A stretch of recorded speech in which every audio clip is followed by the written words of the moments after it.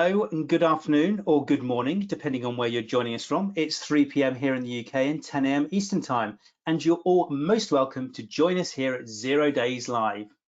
Now, here we are on Tuesday, which means we're talking tech today, but it also marks our 20th live show. And in a few moments, I'll be welcoming to the virtual studios Jim Rees, Managing Director of Razorthorn, to talk about payment security. Now, yesterday, of course, we were lucky enough to be joined by two guests, Marilise de Villiers and Donna Leslie of Clarabridge, as we discussed remote working from home 1 month on. For those of you that joined us, you'll recall that we explored the well-being aspect of remote working, along with the importance of fostering a culture of cybersecurity awareness, which is especially important now as we are all immersed in digital communications. Still to come this week, we have a range of guests, including on Fun Friday, where we'll be joined by special guest Alex Scroxton from Computer Weekly as we celebrate May Day. So make sure you tune in for that one. As usual, welcome from me. My name's Stuart Reed. I'm with Nominet, focused on cyber solutions. And as usual, I'm in the chair to welcome our special guests each and every day of our live shows.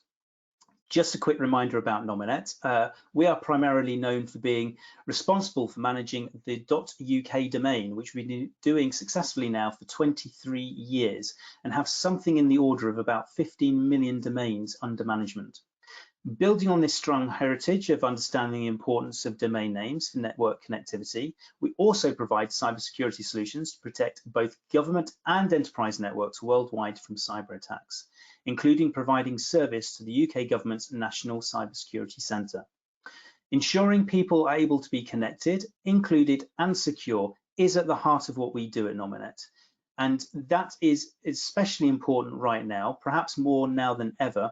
And with that in mind, we wanted to bring an interactive show to bring that left behind by the lack of physical meetings taking place to bring you 0 Days Live for everyone with an interest in or from within the cybersecurity community.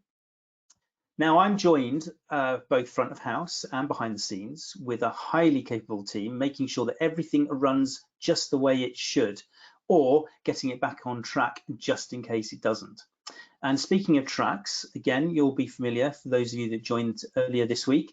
Our burning question of the week is, what is your favorite isolation tune and why? And I'm going to struggle with that pronunciation every day. It's a bit of a tongue twister, but please do let us know what yours is as well. Today for me, I've got a different one. It's not quite as classic weather outside as it has been for the last week or so really here in the UK, but I decided that I would choose The Sun Always Shines on TV by Aha. It's an 80s classic, unless I'm corrected by one of our avid viewers like I was yesterday, and for that reason I wanted to just name it as something that brings a bit of sunshine into our lives. And speaking of sunshine into our lives, Steve, what's yours?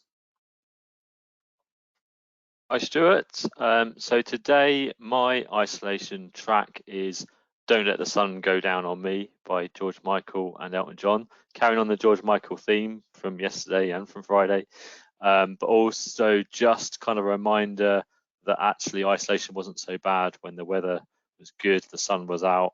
Now the rain's come, it's going to get a lot harder, I think, but yeah, so Don't Let the Sun Go Down on Me. Excellent. Thank you very much for that, Steve, and for that background as well. Now, this show really isn't the same without everyone at home tuning in, and we are delighted to welcome regulars and new audience members every single day as we build an accessible community to bring people together, hear from others in the industry, get a roundup of what's going on in the news, share some thoughts on best practice, and of course, interject some good humor along the way. Now, with that in mind, we make sure that we cover a lot of important subjects, but we don't take ourselves too seriously here. As a quick reminder, for each of our 30-minute or so shows, we are absolutely live each and every day. As such, there is bound to be some mild blips along the way, but when they do happen, we hope you just agree it's part of the natural charm of the show. And please do get involved with our show. If during today's cast or any of the other live shows that you join, you want to ask a question or give a comment, please do so using the console on your screen. And Kerry will read those out during the webcasts. And speaking of Kerry, how are you today? I'm great, thank you, Stuart. Good stuff. And your favourite isolation tune and why? So as it's Tech Tuesday, I have chosen for my isolation playlist Party in the USA, which is an amazing feel-good tune, and it reminds me of a road trip that I went on after Black Hat last year to Death Valley, which was just was fantastic party. And Black Hat being the most technical event that I've been to links nicely into Tech Tuesday. Excellent. I like the theming there as well. Very impressed. Thank you, Kerry. And to everyone tuning in, please do let us know what your proper isolation tune is, and we'll read them out. Simply type that comment into your console on the screens, and also along with any questions that you may have as well. Now, as I mentioned just a few moments ago, we are talking about payment security today. And to give us their insights, we are joined by Jim Rees, Managing Director of Razorthorn. Jim, great to have you with us on the show. How are you today? Not too bad at all, thanks. How are you? Excellent, very good, thank you. So the sun's not quite shining outside, but we are theming our songs, it seems, in sync with good weather. So we're bringing those vibes. So on that point, before we get into the main discussion of today, what is your favourite isolation tune and why? Well, mine's definitely Fortunate Son from Creedence Clearwater, mainly because it's awesome. You know, Excellent. At the end of the day, you need something to pick yourself up, especially on with everything going on out there. Indeed, and again, another sun inspired. It's almost like we conspired behind the scenes to sync up on our themes, but I assure everyone that actually we didn't do that. So it's all a natural coincidence. So thanks for that, Jim. Give us a bit of an overview, firstly, of Razorthorn, and also I'm quite interested to understand your path into specialising in cybersecurity as well. So, Razorthorns have been around for quite a while now, well over 10 years. And I myself have been in information security for over 25. Basically, we were kind of born out of the last major economic downturn from 2008. I'd spent a lot of my time working for a number of other consultancies over the years. And I kind of felt that there was something maybe a little bit missing with some of the work that I was doing with those guys, and I felt that we maybe could do something a little bit better, a little bit more customer focused, rather than kind of just looking at the bank balance and trying to figure out how to get more money out of each client. So I really started Razorthorn with the fundamentals of working with customers to actually sort of progress their information security, make information security work for them, rather than for the bank balance. And it kind of worked out. Started off very small. We've stayed very, very sort of niche all the way through, predominantly in consultancy, and then branching out a little bit later on into some of the more vulnerability scanning, penetration testing, all the kind of usual things you'd expect from an infosec company. And we're a big advocate of good quality products like the stuff that Nominet does. A number of other good vendors out there, and it's exciting times for infosec. Excellent. Yeah, absolutely. It's certainly very interesting times, and probably brings kind of the security or cybersecurity piece right to the fore, as we found ourselves in these very strange times that we're all going through together right now. And one of the things that is kind of an important area of that is payments, of course. A lot of people are doing a lot of online transactions, increasingly so, and even more so more recently. So payment security has clearly changed a lot over the past decade, and it's potentially going through another transition with the move of everything from a kind of physical to digital world, as we're seeing right now. What do you think, from your experience, has been the key changes in payment security over the last decade? I think there's been a number of them. I think, the progression from sort of magstripe to chip and pin has been a big thing, especially over in the States. We adopted it much earlier than they did.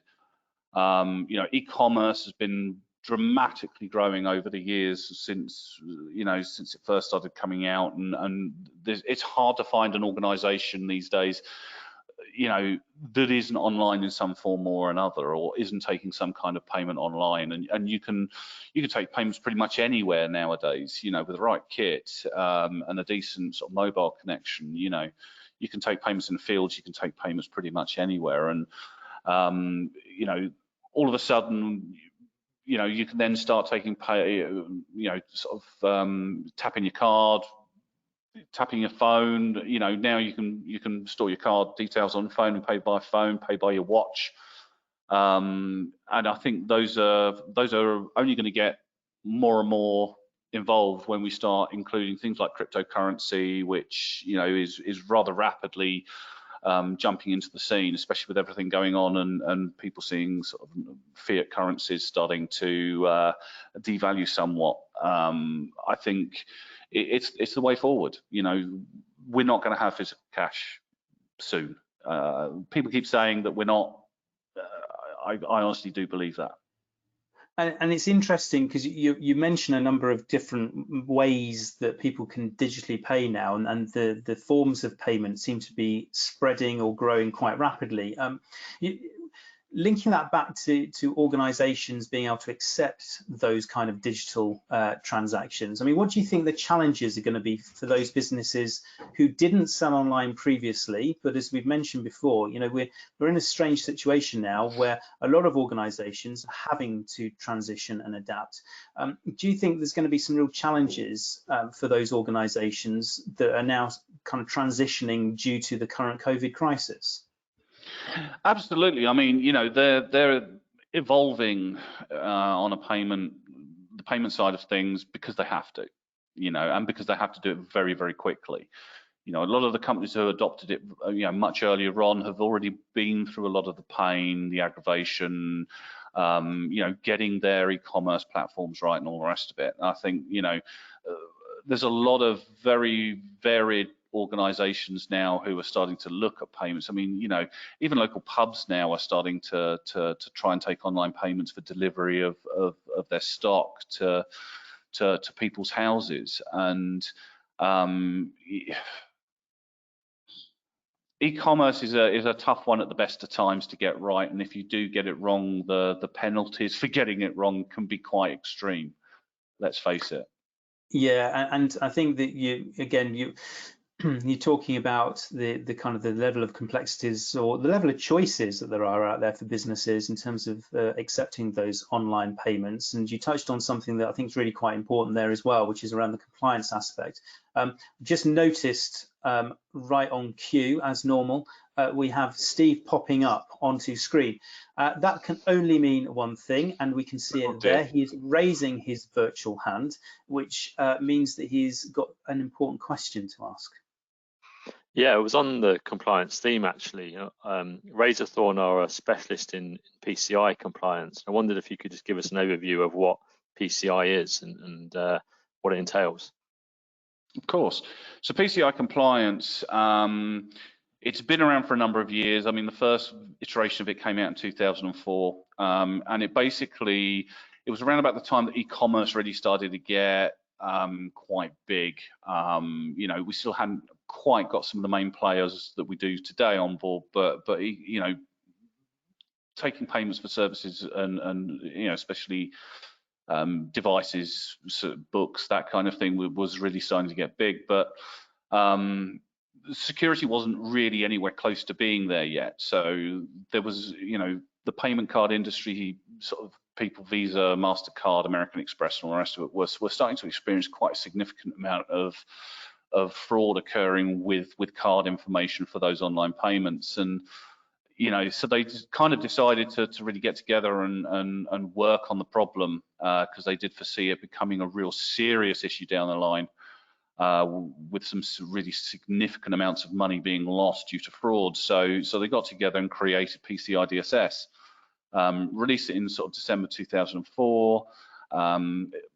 At the beginning, it was very, you know, it was very early days, so it wasn't as fully mature as it was today. But coming on to modern day, it's a very extensive set of requirements to provide a very secure baseline of operations for protecting card information, whether you transmit it, store it, process it, whatever you're doing with it.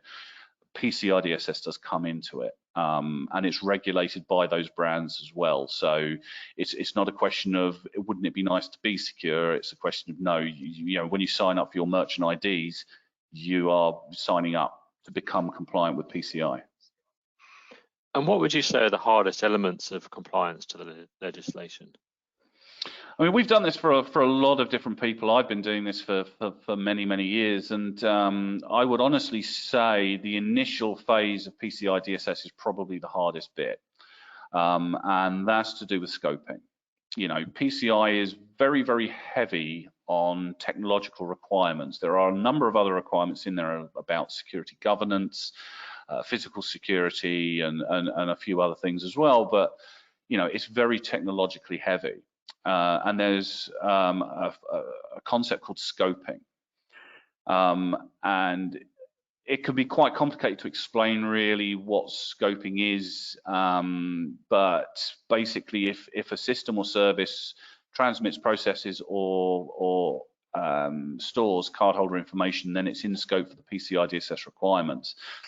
But anything that can directly connect to it is also in scope. Anything that indirectly connects to it can be in scope, depending upon whether or not you've got any kind of security segmentation. So especially with the older organizations who've got very old technology still knocking around, or environments that are very flat, it can be a bit of a challenge. And if you get your scoping wrong, it means your project will possibly go down the wrong route.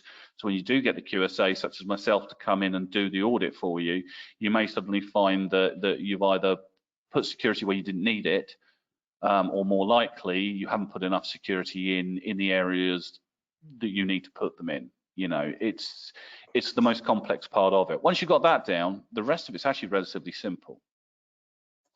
Great, thanks. And I noticed that Razorthorn has a strategy for PCI compliance. Could you take us through what that looks like?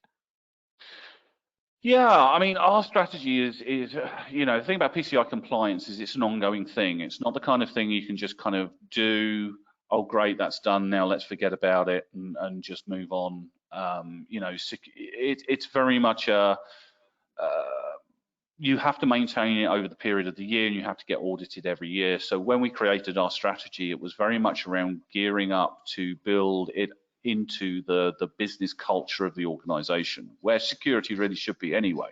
You know, ultimately organizations are you know, trusted with the card information from the members of the public and other organizations as well. So you know, it's important to get that absolutely right, because if you don't get that right, it can go horribly wrong. So, you know, our strategy is very much geared up towards looking at the organization, finding out where the card information is, but finding out what the culture is like within the organization for security. And then from there, we will then go into kind of a remediation stroke implementation phase where, you know, once we've figured out what the gaps are, we will start to work with the organization to get those gaps filled, to get them to a point where they can become PCI compliant. But the way that we target and do this is not just around meeting those requirements. That's not necessarily quite enough. You know, it's about building it into the culture of the organization in a way that works for them. Because if you don't do that, then people will reject it. People won't follow the requirements. They won't do what they need to do. And it can go quite badly when you fail them in the audit the second time round, because that's normally what will happen. You know, they go all out for the first audit, second audit, you suddenly find they haven't done a lot of the stuff that they should have been doing. You know, so once we've gotten through them through the implementation phase and remediation phase, obviously we audit. And then after that, it's all about maintenance of that. And a lot of our customers will bring us in on big projects that they've got, any big changes to the environment, you know, preferably obviously before the next audit. It is a yearly thing, so you have to do it. But we work very closely with our customers to make sure that whatever we put in, whatever we advise, works for them. Every company is different. The DNA of every company is different. The attitudes towards security is very different, and the way that they do business is different. So, you know, security and PCI compliance is built in with what they need while still meeting the requirements. It's a bit of a challenge, but hey, it's fun. Excellent, and you're absolutely right. It's a fascinating subject, but also a highly relevant one as well. And again, as if by magic, We've also been joined on screen by Kerry as well, which can only mean something else. We've got some audience questions. What have we got, Kerry? We do indeed, yeah. So there was one here that I thought was quite relevant to what you're just talking about with Steve.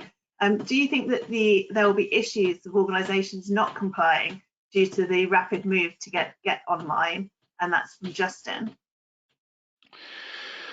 Well, if they're following the rules built around PCI, then this will pose a challenge, but you know, it should have already either been catered for, or they should be able to migrate to providing this kind of thing securely anyway. But in reality, this happened so quickly that I think there's going to be some issues, and I think definitely in further iterations of PCI down the line, we were meant to have a new version later on this year. I'm wondering whether or not they might put it back, because I think, you know, business continuity is probably going to become quite a large factor. You know, if this happens again, you know, what are you going to do about your scope? How are you going to facilitate card payments when most of your staff are working from home? Now, it's not a problem if you've got e-commerce platforms, but if you've got call centers, that's really where it gets complicated. I mean, we've got one customer who facilitates you know, card payments through a virtualized call center solution. That's what they devise, and you know, they're doing very well out of this at the moment, and quite rightly, they've got a good solution.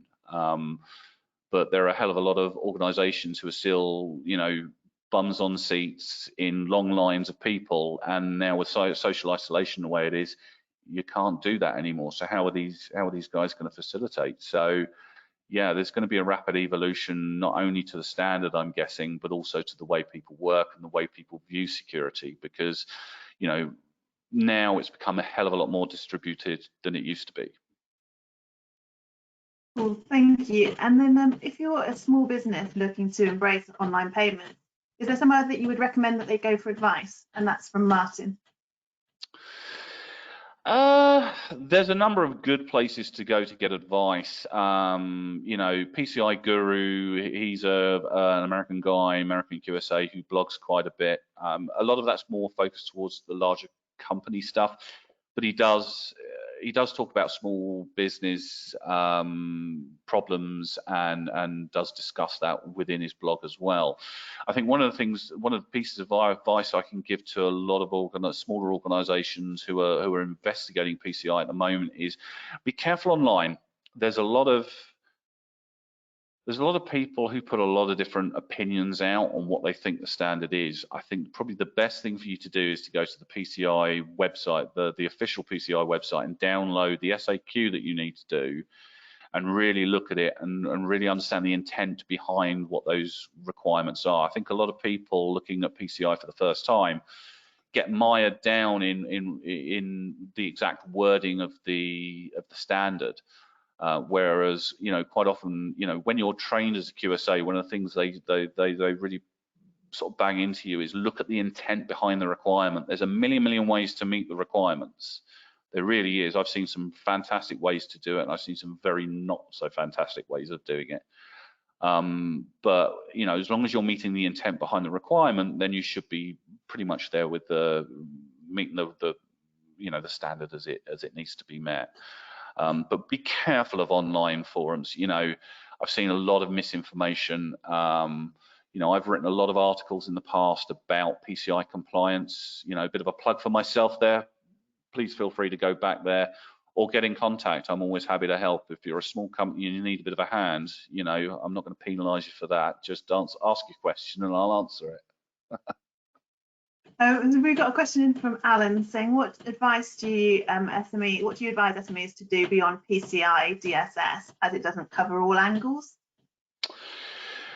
I think we've been going through in the last couple of years a rather significant shift within the business world when it comes to security. It's no longer really wouldn't it be nice to have? It's become more of we have to have it. You know, whether you're a service provider or whether you're, you know, a merchant, or whatever you may be, security has really become quite an important thing, and there's a million ways to do it.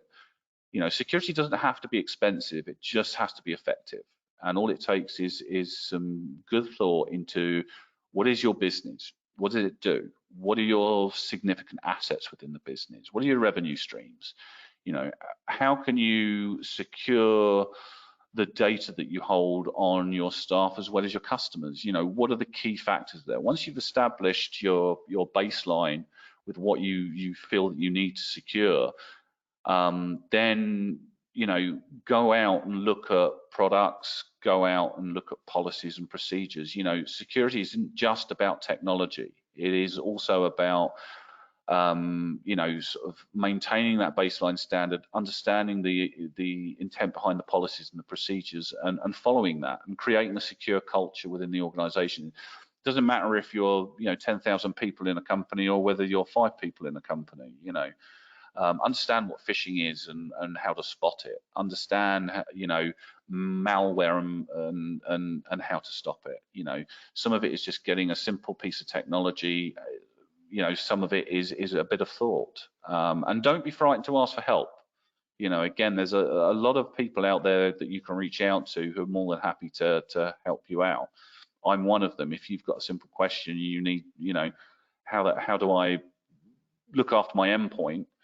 You know, how do I, you know, all my staff are using their home PCs. What can I do to secure it? Just give me a shout, you know, drop a line, ask the question. I'll point you in the right direction. You know, for us at Razorthorn, it's all about, you know, the security culture and improving security across the board. It's not just about us making cash. It's about us, you know, making a difference to people who need it. That's brilliant. Thank you. Great. Well, thank you very much, Jim. Really insightful stuff, and it's goes without saying thank you to everyone that's asked a question today as well. But the insights you provided, I think, have been really quite interesting for everyone that's tuned in, because it really is a subject that does impact everyone in one way or another, whether you're transacting or whether you're the organisation that's wanting to do the transaction. So really appreciate your time today, Jim. Now, before we wrap up today's show, we have just time for going back to Kerry to get a wash up of today's news. What have we got then, Kerry? Brilliant, thank you, Stuart. So InfoSecurity magazine reports that online auction of the world's most expensive whiskies has been postponed indefinitely following a cyber attack. On the BBC, there's a very interesting article about the use of AI for threat mitigation following a report commissioned by GCHQ. And finally, our very own Stuart Reed was interviewed by SC magazine yesterday, on the cyber attack targeted at the Israeli Water Authority facilities. So that is obviously well worth a read. Thank you very much, Kerry, and for the plug as well. I mean, yeah, the attack from a kind of a critical national infrastructure perspective is a subject we've covered on this show a few times actually now.